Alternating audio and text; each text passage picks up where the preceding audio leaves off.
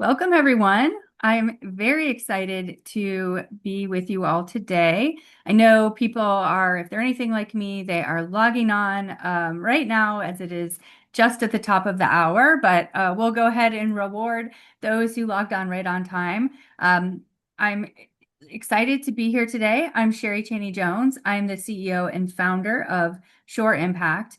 And today we're diving into a topic that I get especially fired up about: how organizations can use strong financial practices, smart systems, and data-driven thinking to position themselves for greater impact.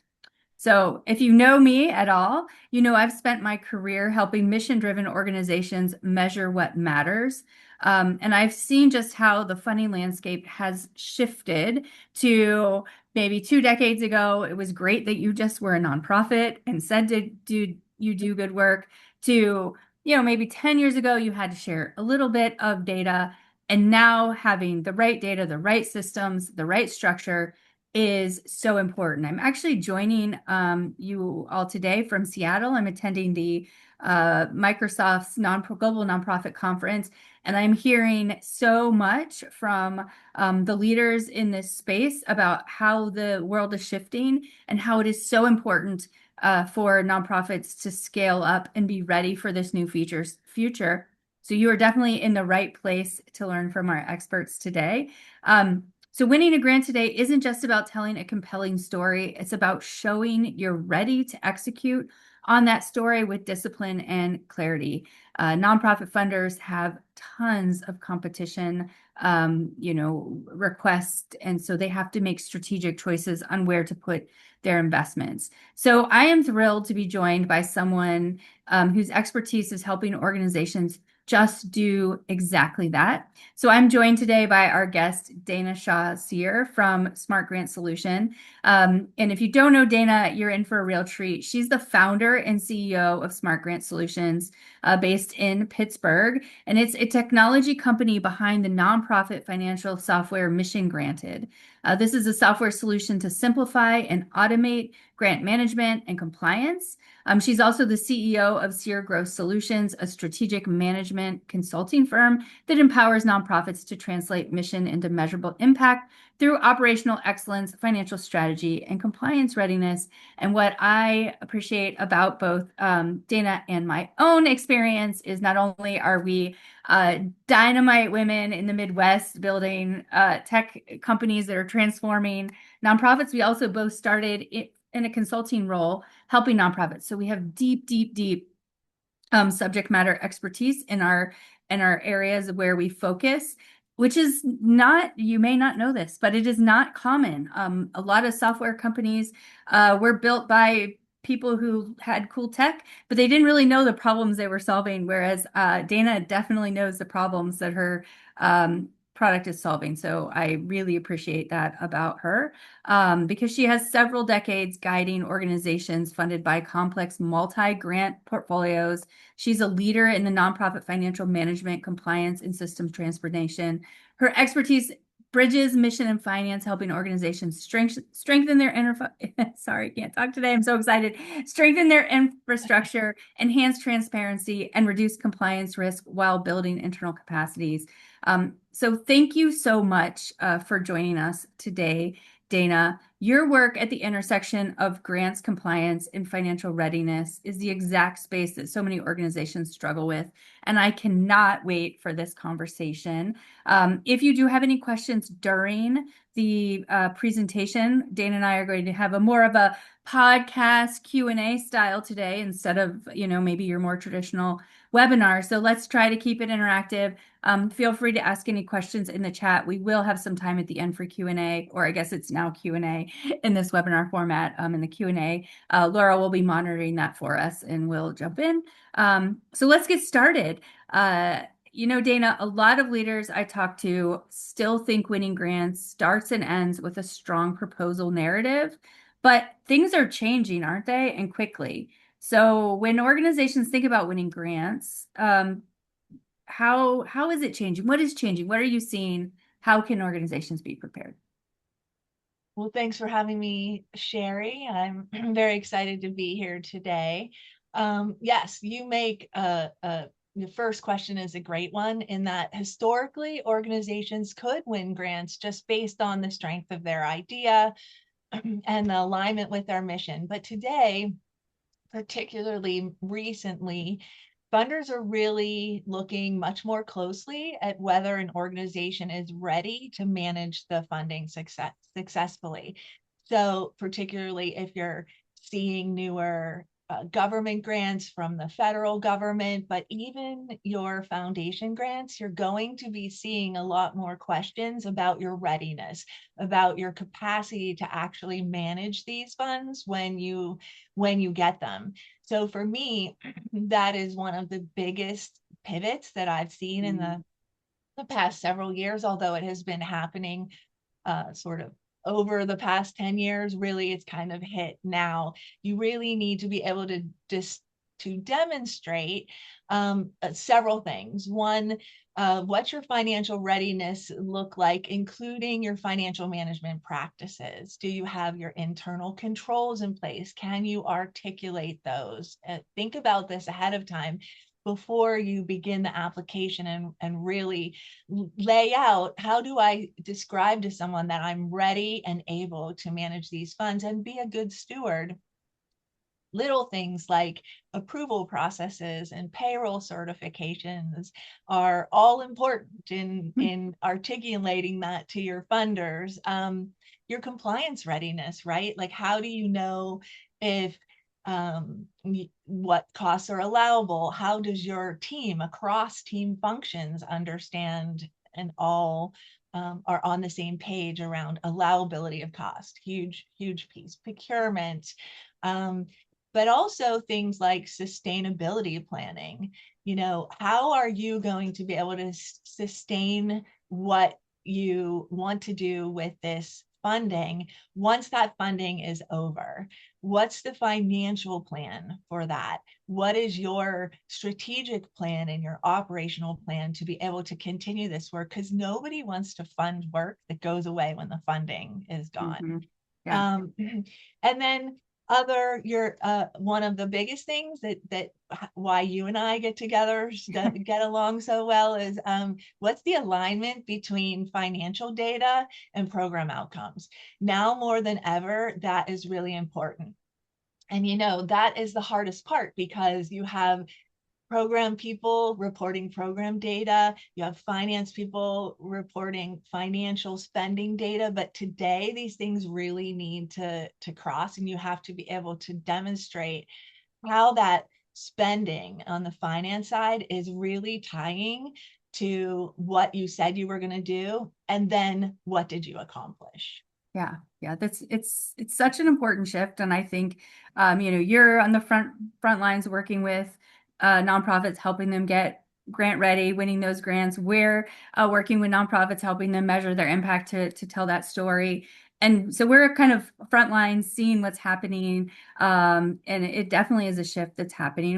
And I think if we're watching and paying attention, what we're seeing in the federal funding space is not at such a strong at the private philanthropy space, but it is influencing it for sure. Yes. And so it leads into perfectly something that I'm incredibly passionate about, which is, of course, using data and numbers to tell the story of an organization's capacity.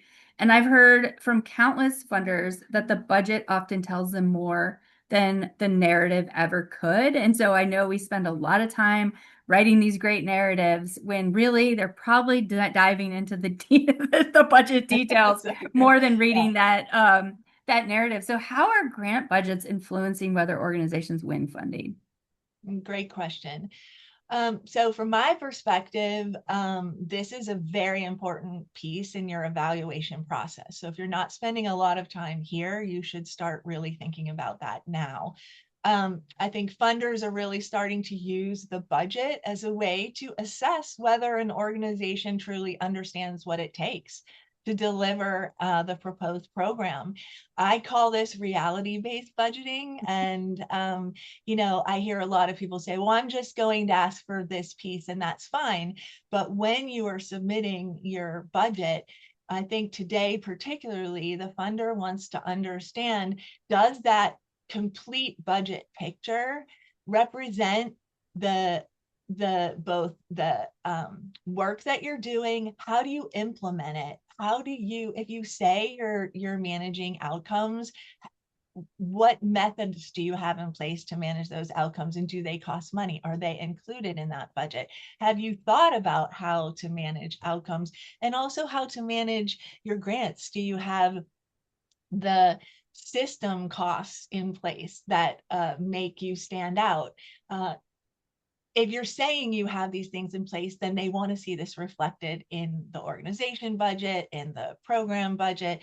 This is very important. If you don't, then they're probably questioning your ability to really do what you say you are able to do. Yeah.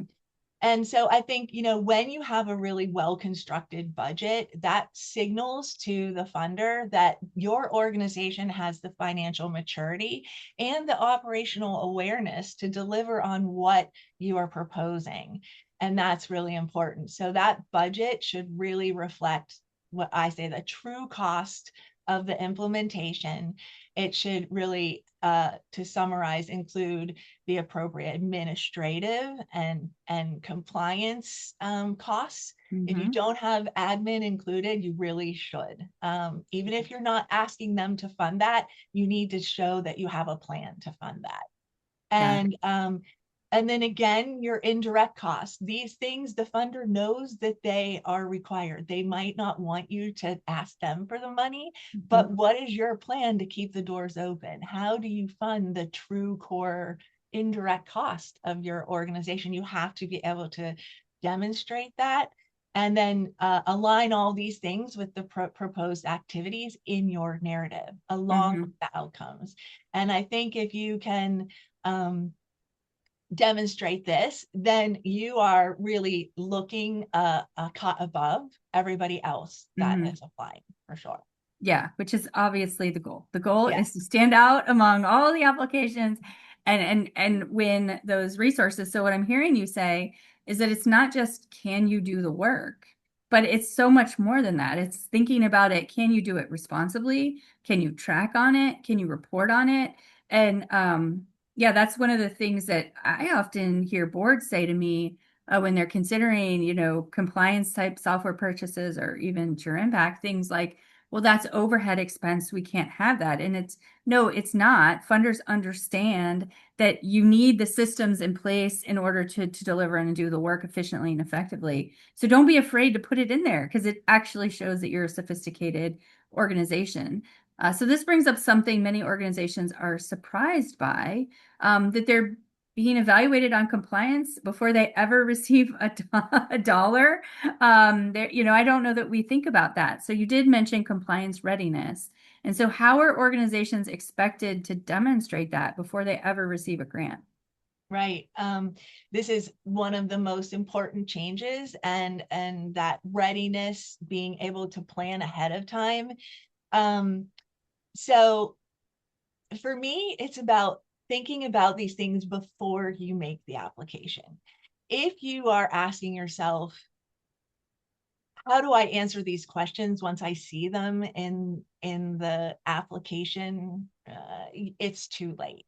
You need to be thinking about this ahead of time. I work with a lot of different nonprofit organizations, and oftentimes they say, oh, I want to go for state money or for federal money. And I say, well, then we need to think about what the expectations are before we attempt those applications. And we need to make sure that we have our operational infrastructure in place, our processes, our policies, all in place to show that you are ready to accept the money and then have the ability to receive it.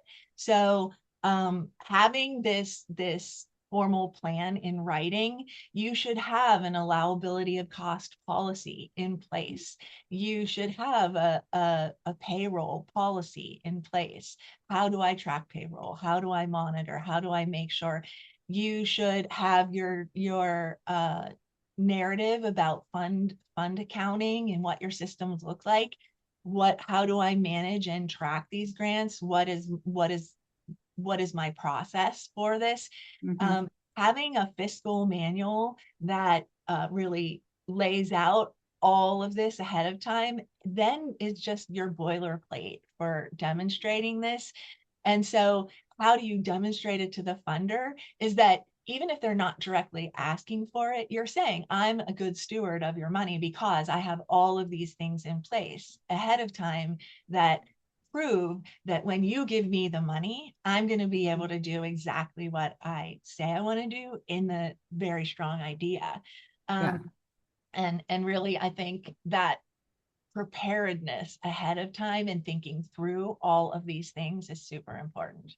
Yeah. And it might feel like, if those who are listening to our conversation, they might feel like, I got into this work because I want to help people. I want to eliminate homelessness. But it sounds like if you take the time to get this compliance in order, then in the future, it's kind of freeing because you have the systems in place, and then, you're also going to be more likely to win the grants. Yes. And no one wants to spend a lot of time writing grants and losing them or not winning them. So this is so important. And I want to acknowledge that, it's not the sexiest part of the work that nonprofits do, but it is so, so important. So But important. something that, I do think is pretty sexy, if I must say so myself, is helping organizations connect the dots between what they're spending and all those compliance and then the impact they create. And I know funders are increasingly expecting applicants to prove this alignment as well. So from your perspective, how important is it for organizations to connect the financial management with the program outcomes when they're applying for grants? Yeah, this is essential. If you are now have any federal funds or anticipate those in the future, the executive order put out by Donald Trump here in August, which is still evolving, very much brings this to the forefront. No longer are you just submitting an invoice for reimbursement. If these things go through, how does the expenditures that you are asking for reimbursement align with the outcome is what they want to know. Mhm. And if you're not thinking about that ahead of time and you don't have this in place when you write the grant narrative, this is going to be a difficult swing for you. And even if they're not asking for that, if you've thought it through and you can demonstrate it in the application, that you are able to do this, then you again are a cut above everybody else. And that's, as federal funding tightens and more rules evolve, there's more pressure on private philanthropy, which means there's more people going after the same pot of money. Mhm. And so how are funders evaluating who should they fund? The ones that have these things that go above and beyond the application are Mhm. also ones that stand out. But when you are talking about the connecting the dots, I think for me, when I work with nonprofits, one of the biggest things I see is um, siloed uh, siloed functions, maybe is how I want to Mhm. say it. Like the Yeah. person writing the grant is often different than the person executing the grant, who is Yeah. also different from the person financially managing the grant. And a lot of times none of these are talking. And so I've written the grant, it's over. Now I'm done. But how you've written the grant is really important to how we're executing the grant, to how we're financially managing the grant. So one of the things I talk a lot about with our customers and my clients is you need to have a collaborative space and Mhm. able to talk with each other at least on a monthly basis. Yeah. How can everybody see what the intention was in the grant for the execution, for the reporting, for the outcomes? And you have to be able to have these space to have these conversations every single month, watching your budget versus your actual versus your outcomes. And I Mhm. think if you can start to have those conversations, you'll realize how beneficial they are and how much stronger you'll be both in the application and in the after award piece Yeah. of the process.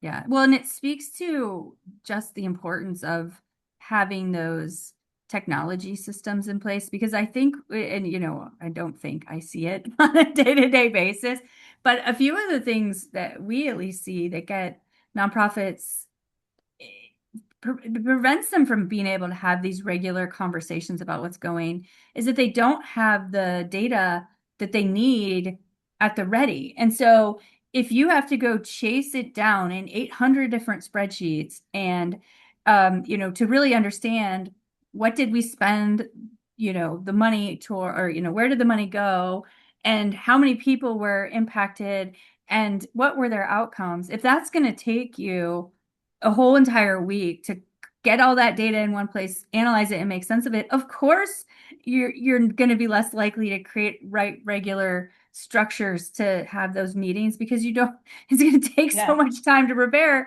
that as soon yeah, as you get ready you're going to have to go back and do it again.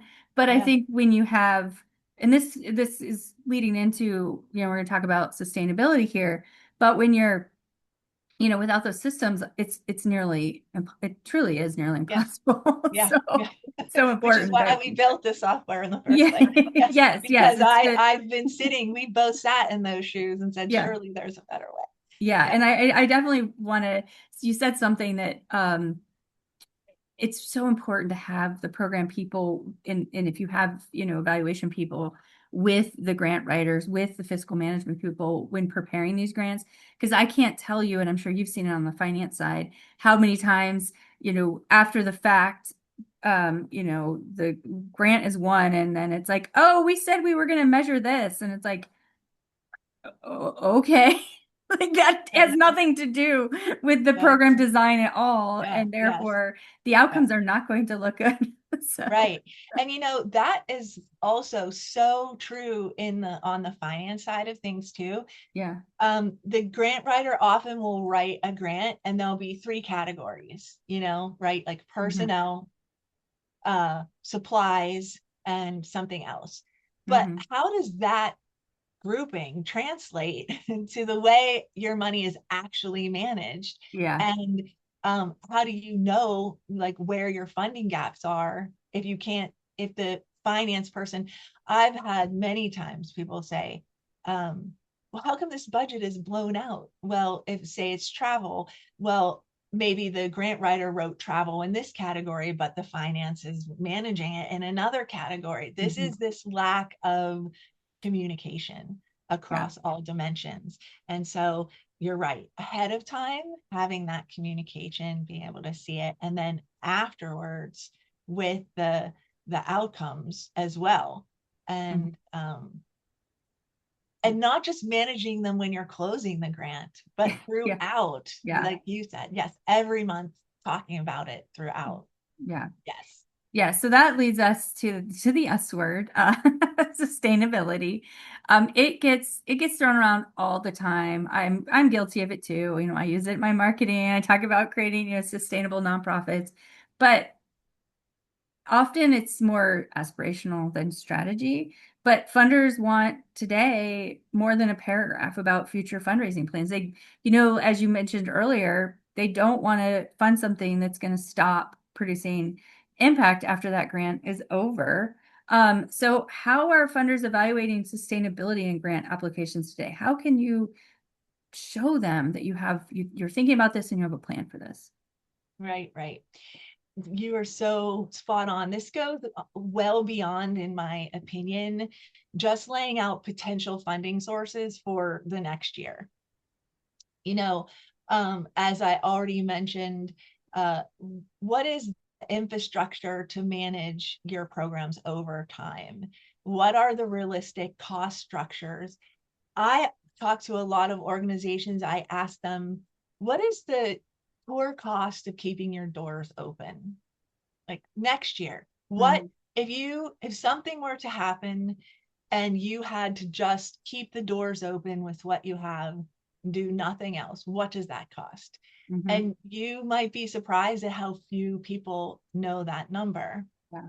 And so to understand that basic cost of what you need, and then if you're talking about growth and scaling, if you were a for-profit company, you would have this base cost, right? And then you would be scaling and your base cost is growing, and you would understand that you have customers that are providing you with enough revenue to handle that growth so that you don't Yeah. have to lay people off. But nonprofits don't always think that way. Yeah. And I think when you're talking about sustainability, that's where we need to start to think about that. I talk about when you're doing your budget for next year, I'll say, well, how are you going to fund all these things that you want to say? And they say, well, we're going to write grants. And I said, so what's the gap here? Like $300,000-400,000. What, these are praying hands emojis like on your budget. You might as well just send it to the board with that emoji in these spots. Like, I don't know where this is coming Yeah. from. And then they might say, well, we're going to say a percentage. This funding for the year that you're working on really already needs to be in place. And if Mhm. it's not, you need to be able to manage to the core and then the growth if I get this additional funding. And Yeah. that's where thinking beyond the immediate need is important for sustainability. Yeah. So for me, it's about not just a budget every year, not even a forecast, but what is the scenario plan for what we're doing? Yeah. And what is the plan A, plan B, if money is there or if money isn't? And what is the trigger within the year if something's going well or going bad that says now we escalate growth, Mhm. now we don't grow, we just sustain. Yeah. That is the sustainability. And so having these conversations with your board now is really important to Yeah.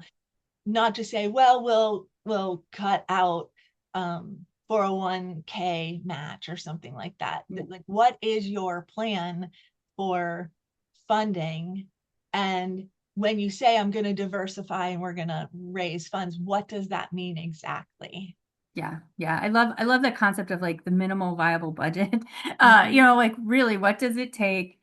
And then we like to go a little bit farther and look at your outcomes data and create this like cost per success metric. So basically, what does it cost to get one person, not 20 people, not 100 people, but one person to whatever that outcome is? And that then helps you kind of tie the financial metrics to the mission and the results of that mission. So when you're talking to funders, if you can only serve 10 people with your minimal viable budget, then what does that take? Like, what does it cost to get there? Because that's the reality. When you're Yeah, asking for money, it's like the reality is it might take us, $1,500 or $2,500 to get one person to a successful outcome. And so if you want to scale our impact with us, then we need, $15,000 or something to impact 10. Like, and I think it puts it in tangible terms for funders when you add very those two true. components Yep. together.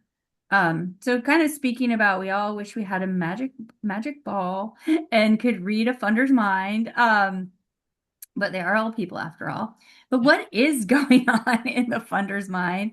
And what really matters in 2026 when an application is on the table? Like, I think that's what everyone's here to learn. So if you had to summarize it, what are funders looking for? And we've talked a lot about it today, but when they're evaluating grant applications, is what we're going to do this. Like, is it easy as I'm just going to throw it into Copilot and let Copilot write my grants? Like, what do I need to have in there? I'm all for using AI, but yes, you need to connect the dots for sure. I think at the end of the day, funders want to feel confident about the idea and the ability to manage that idea to impact to outcome and being financially responsible. So, we've talked a lot about these components, but I think if I were to break it down into just a couple bullet points, what I would say is that Um, you want to demonstrate, do you really understand your core work first and foremost? Goes back to that core budget. What is it that we do? How much does it cost? What do we intend to accomplish? And then how do we have, what's our plan to fund it and to measure it? And I think understanding the cost to develop, implement, and sustain the program are the pieces that most nonprofits are missing in that equation. They talk about, oh, this is my idea, this is what we're going to do, but they don't, that goes back to that realistic, comprehensive budgeting. Mm-hmm. Especially if it's a newer program, what does it cost to build that program, and then implement it to actually do the work, and then, like we said, sustain and measure it. Mm-hmm. And then I think they really want to see that you understand how to manage those funds responsibly, and how really to comply with their rules, whether they're very strict rules at the federal government level or more broader rules from the foundation level. But still, they want to understand, what does being a good steward to you mean, and does that align with their own priorities? And those are, we understand your allowability of cost limitations. We understand your reporting requirements. We have the infrastructure, the controls, the policies, and our oversight in place to comply with everything that Mm-hmm. you want. And even if they don't come right out and ask you for that, that is what you need to be telling them. And if you can do that, those produce meaningful results. Mm-hmm. Both in what you're going to do and from the funder's perspective, in terms of feeling confident in what you're trying to accomplish. Yeah. Wow. Wow. I mean, if I were on this webinar in a nonprofit that is seeking grants, I would go and rewatch this and just, if I didn't take notes, I would definitely rewatch this and capture what you just said, because I feel like that's a great formula for being successful. Really great formula. So thank you for sharing that. That is Sure. gold right here in this particular webinar. Did I cut you off or? No, no, no. Okay, good. I was like, I just got so excited. I'm like, I hope everyone is paying attention. This is what they need. And I am a big believer in learning from others' mistakes, because I would prefer not to be the one making the mistakes at all costs, especially when it comes to writing grants, because it is so time consuming to spend all this time and effort to write a grant and not win. And so, I know you see so many organizations that are crushing it and they rise to the challenge, but then others are, whether intentionally or unintentionally, sabotaging their chances. They don't even know what they're doing is wrong. So give us the tea. What are some common financial mistakes that you see that prevent organizations from winning grants?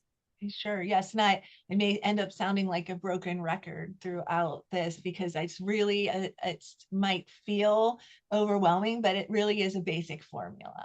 Okay. Um, for I like me, formulas. yeah, for me, the number one thing is an underdeveloped budget, where it's just very vague and it doesn't tell the story. The budget needs to tell the story as effectively as your narrative tells the story. Mhm. And if you can do that, you are cut above. I hear all the time, this is a place where people lose, is in the Yeah. budget. You can have the best idea in the world, but if you can't translate that into the dollars that you're getting, then you are not presenting you're not providing enough information to make the funder confident. Hmm. So how do you really develop that budget? You really want to make sure that you have thought through all of the costs that it takes to be Mm. successful.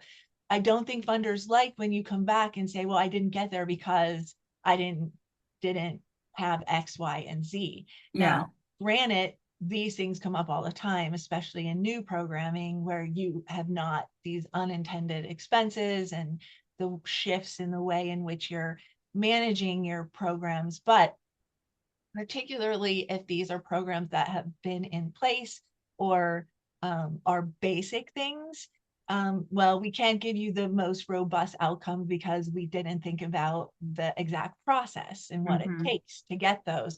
Having those reflected in your budget really conveys that you understand what it is that you're trying to do across the board and across all functions. And, you know, I'm going to sound like part of your team, but really clarity around how those funds are going to be tracked, managed, and um, evaluated. You know, Yeah. at the end of the day, what is the outcome metric? I mean, just as a for-profit company wants to see a return on investment, so does your funder. And that's not in terms of profit, but that's in terms of impact. And so you have to be able to really show that in your budget, that you have all the things in place.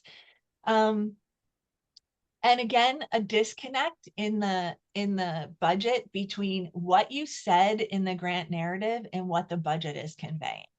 So if the budget is vague, like I said, number one, and it doesn't really align with every single thing you said you're going to do, then that is number one red flag that your team is not on the same page. Mm.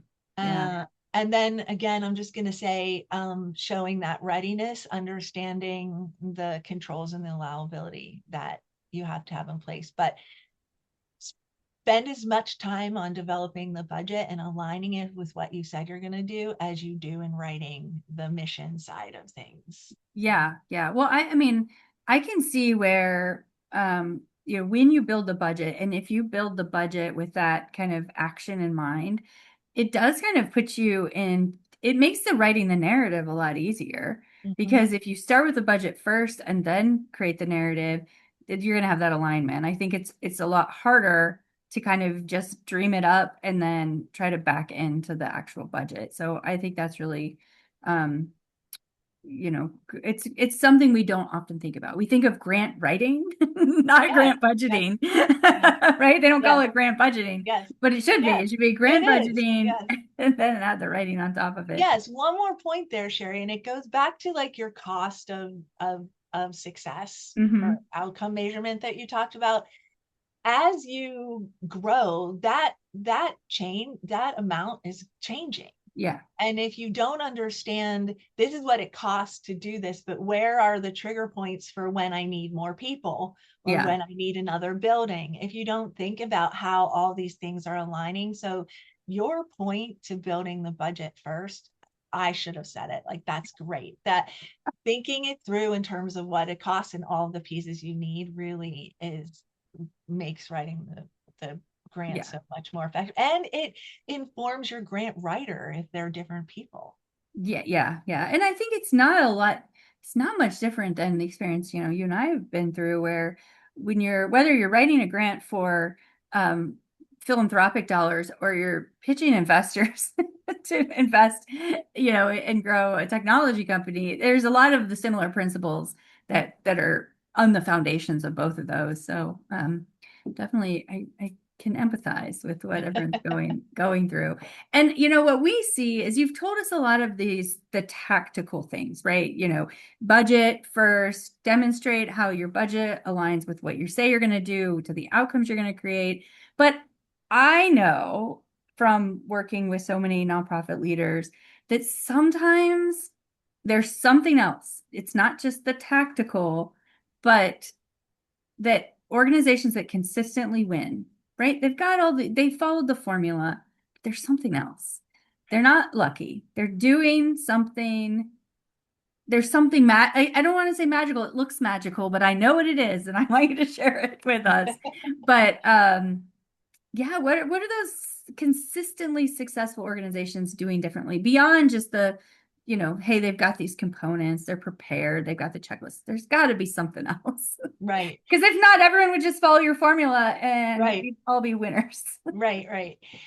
So I want to say strategy and strategic planning, but maybe not in the sense that most people will think of when they think Mhm. of that.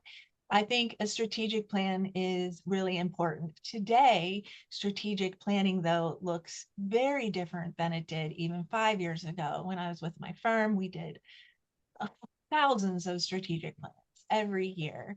And sometimes they aligned heavily with financials and sometimes they didn't. And even back then, those that didn't align with money weren't successful because they were a plan of a to-do list and they weren't really a way of thinking. And so when I say strategy, I mean, today when you're working strategies, strategic plans should come way down, much shorter timelines. Yeah. But they are having conversations about sustainability, about aligning outcomes. They're really thinking about this bigger picture. Mm-hmm. And then how are we going to plan for if there are downturns in the market, when uncertainty comes around and funding drives up, how do we start to look at in our strategy creating support funds? I worked with an organization, a large organization in Pittsburgh for a while, and they, when they started out on a new project, the first thing that they did was they raised money for a sustainable fund to finance that. If it was a capital project, they raised the capital maintenance and repair fund in advance of raising the money to actually do the capital project. They thought about, if I'm going to develop these programs, what do I need in terms of reserves to be able to sustain that? So thinking along those lines in terms of strategy and really tying the money to the strategy, I think is so important. And I think that they're planning for a future long before they're in the year. Like we talked Yeah. about that before. Yeah. Yeah. Not, you don't want to just be building a budget 3 months before your year starts. Those people who have been able to sustain their organization, even in the face of funding cuts and things like that, have been planning and are ready. They're Yeah. prepared. And I Yeah. think that's the overall theme of this conversation, at least from my perspective, is Yeah. preparedness, right? Being ready. Because if you're running a nonprofit, you understand uncertainty. And uncertainty is your middle name. Now, how do you prepare as much as possible? And I think not just strategic planning, but planning for scenarios Yeah. is so important today. Today, you're always waiting for the other shoe to drop. Yeah. And if you haven't thought about that long before the shoe drops, then you are not going to be winning, both in terms of winning grants and in terms of long-term sustainability. So, Yeah. we have some free resources on our website for scenario planning and things like that. And I would encourage everyone to start to have these types of conversations with their board and their staff. Yeah, absolutely. So I would be remiss if I don't talk about technology Right. because we do live in 2026 after all, and we have the advantages of technology. But this is another thing I think that is often underlooked on how organizations are getting prepared. They're transforming their organizations. They are ready. It's because they are leveraging technology. So how do systems and tools play a role in helping organizations win grants? Yes, so important. I mean, even the federal government in the last uniform guidance update in 2024 put this language into uniform guidance saying that, loosening the restrictions around data management, outcome management, technology, and that type of thing. So I think everyone in the ecosystem is really talking about how, today technology is important to stay ahead of things. Automation, AI, it's not about whether these things are going to take your job. It's about how you can manage your tools and your AI and your technology and your systems to be more efficient. And if there's no one that needs it more, that it's nonprofits, because you're always struggling with capacity. Today, especially, you're asked to do more with less. So you need capacity tools more than anybody does. Yeah. Yet I think nonprofits are slower to adopt technology from my perspective, and that kind of change. But I think that also, if you want to win grants, being able to articulate again that you have structured ways in place to track your grant budgets through technology and automation, clear connections between that accounting system and your outcomes, ways for your teams to connect through technology so that you're not having to waste time having, long drawn out meetings every month. But I really think those technologies, like, what your technology for outcomes around increasing your internal capacity of nonprofits, and then being able to demonstrate how that can track what the funder wants to see in terms of metrics is really important. Yeah. Yeah. Well, thank you. And I know you're helping make all this so much easier on the financial side. And I do want to leave some time for our audience members to submit their questions. So as you're thinking about the questions for Dayna, because I know you have some, I just love for you, Dayna, to talk about. We talked a lot about getting ready, but let's say we win. Great. Now what do we do? How do we have to be successful once we win? Right. So I think once you win the grant, you have to be able to do what you say and say what you do, right? That sort of integrity piece. And so I think having the systems in place, the processes in place to eliminate your waste and strategically meet those goals, maximize grant cost recovery is really important. And I think if I'm talking about management of your money to achieve your outcomes after the grant is won, one of the number one things I see is how do I manage those indirect costs, and how do I recover them and pay for them, and how do I give funders their fair share without looking like I'm draining the budget with indirect costs. So I think when you put tools in place and strategies in place around automating that management, that's super helpful. But I think knowing how does the budget, how's it always evolving? Can I strategically pivot quickly if the way in which my program going is changing? How do I change that budget quickly?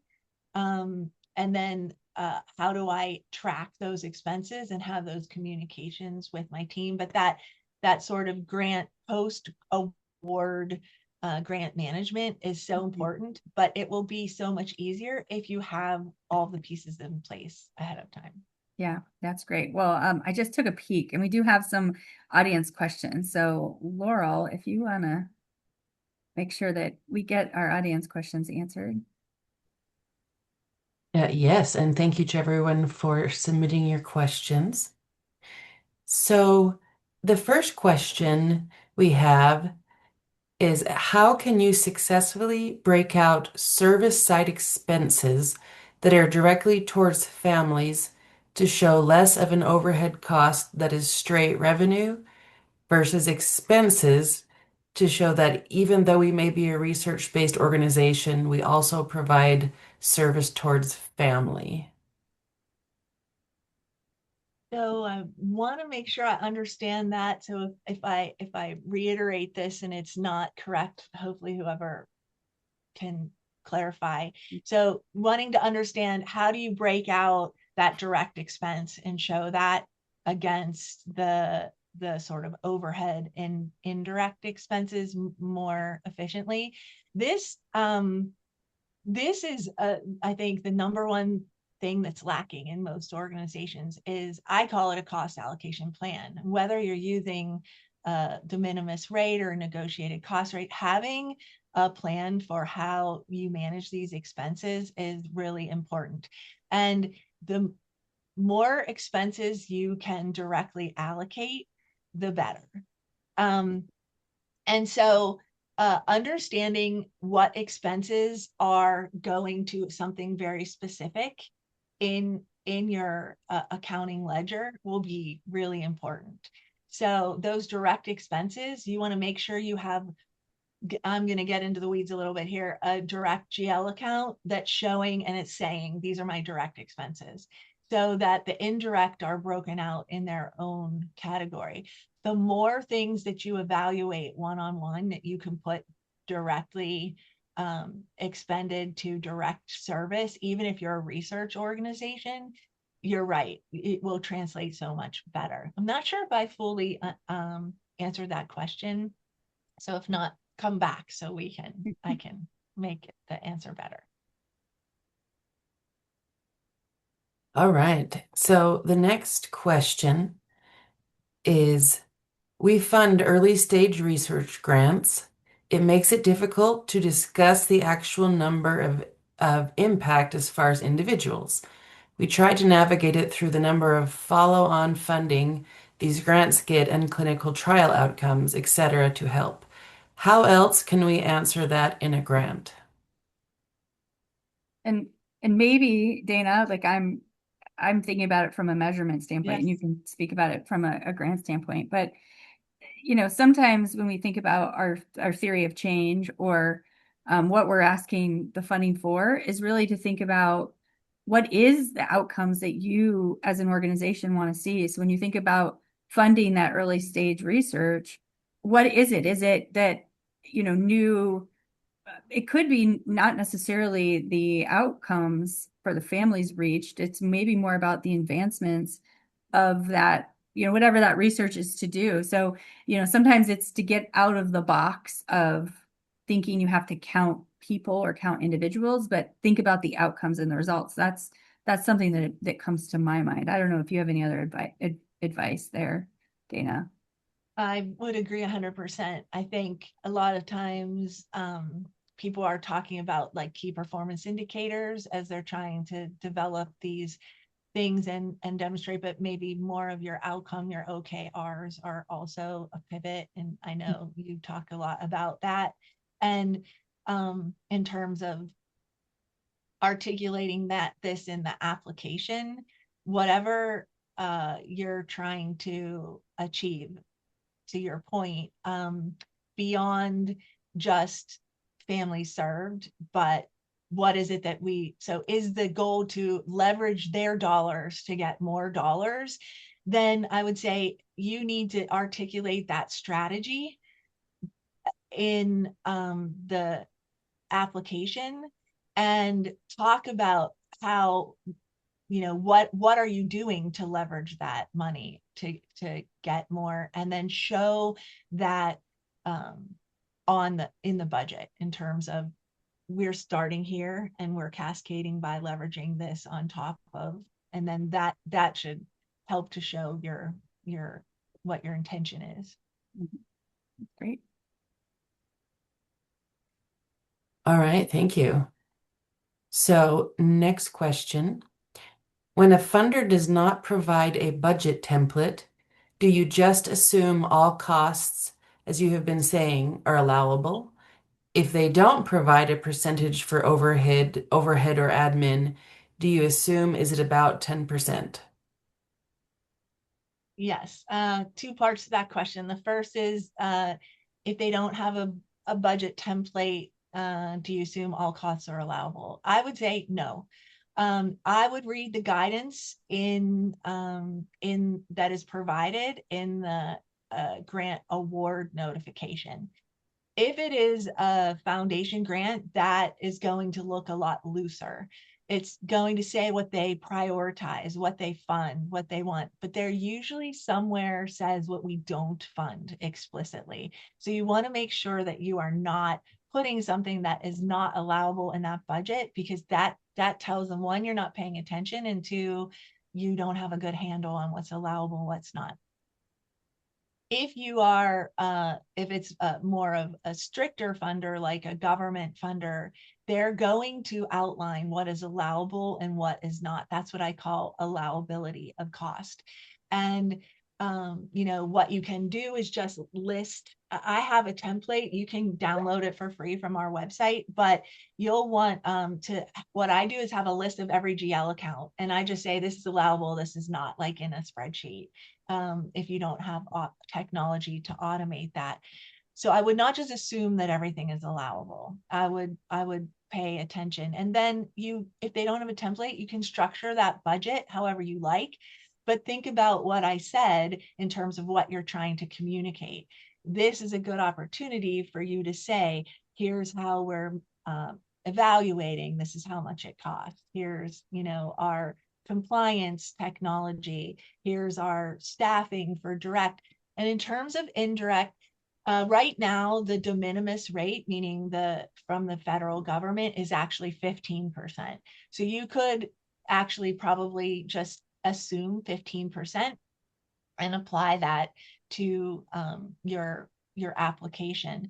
But you could also run allocations based on other formulas, like how much of my program time is going to this, which may be more than 15% in this program. And then depending upon that methodology that you're thinking about, how you're distributing your overhead, you can often recover more than 15%, because it's about defending how you are coming up with how much money to put in the grant.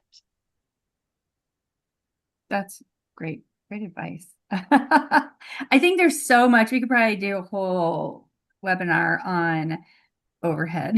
Yes. And just the frustration of it's the number one thing. Yes. It takes money to deliver services. Yes. It's about being defensible, really, at the end of the day. Yeah. How I've decided to do it, can I defend it in a logical way that makes sense to the funder? Yeah. So I'm just going to quickly follow up with this last sentence, and then we'll wrap things up. But the question right after that was related to overhead too. And the question was, does it hurt an agency if they don't break down the overhead cost per program?